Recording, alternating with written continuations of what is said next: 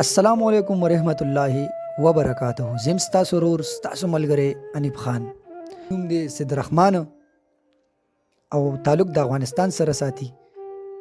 نو د سره یو څو خبرې کوو. السلام علیکم. وعلیکم السلام. څنګه یې یعنی ورور؟ سید رحمان به څنګه ښه کنه؟ الحمدلله. الله دې راضي سي. ته څنګه یې ورور؟ ژوند ښه تېرېږي؟ خیر. او تاسو زما ویډیوګانې کتئ؟ او تاسو ویډیوګانې ما ډېرې وکتلې او ډېرې مې خوښې سوي دي. چې زه کله هلته د تا سره فرینډ شوی یم هغې ورځې نه راغلی زه ستا ویډیوګانې ګورم، یعنې زه ډېر خوند ترې اخلم او ډېر د خلکو دپاره د فن وړ خبره ده، یعنې ډېر فن خلک ترې اخیستلی سي. ډېرې ښایستې ویډیوګانې. سید رحمان بھائی دا وخت تا بلا کتونکي زما ډېر ملګري ګوري. پاکستان کې دیم خلک ګوري او په افغانستان کې دیم خلک ګوري. دغه ملګرو ته به ته څه پیش کول غواړې؟ او دا ښه خبره ده، ډېره ښکلې خبرې ته تا اشاره وکړله. یعنې د دې موږ د افغانستان او د پاکستان په دې ملت کې یو غلطه خبره پرې راښکاره کېږي.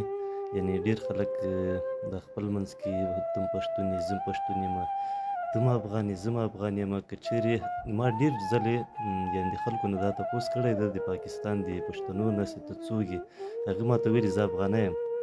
نو موږ او تاسو دا ولې دا کنځلې او دا رتبت او دا زما خور او زما مور یا ستا خور او ستا مور، دا یعنې ډېر یو عجیبه خبره ده. دې خبر نه رحمان بھائی که تاسو دې ته وګورئ نو دا څه لږ کسان دي داسې چې هغه داسې قسمه خبرې او داسې قسمه پیغام شیر کوي. یعنې هغه خلکو ته موږ نه ګورو، موږ به هغه خلکو ته ګورو چې کوم په سوشل میډیا باندې ښې خبرې کوي او ښه میسج خپروي. مطلب تاسو زما ویډیوګانې ګورئ، نن تاسو زما ځای ته راغلی، تاسو څنګه محسوسېږي؟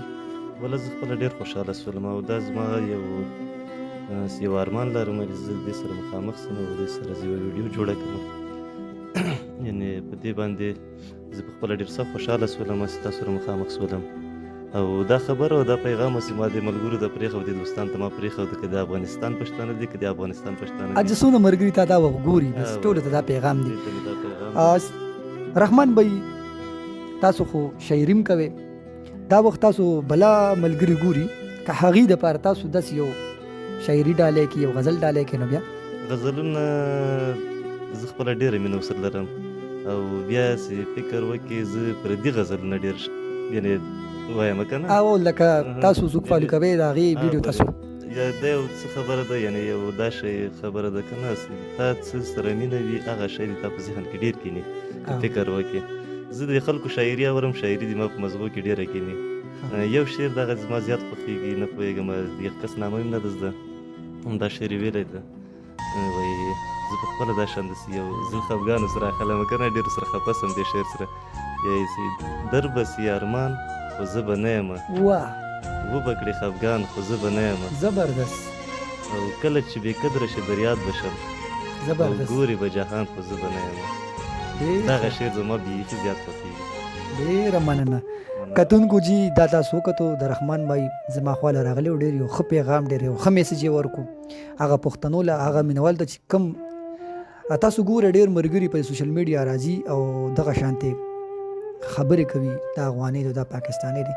نو موږ ټول یو مسلمانان یو وروڼه یو او ماشاءالله دا رحمان بھائی ډېر ښایسته خبرې وکړي، تاسو به د خبرې اورېدلي، خو د یو ښایسته شاعري مو که او اوس غواړو اجازت تر را روان پروګرام پورې انشاءالله بیا به مخاطب کیږو د رحمان بھائی سره، دنه به نور شعرونه هم انشاءالله اورو.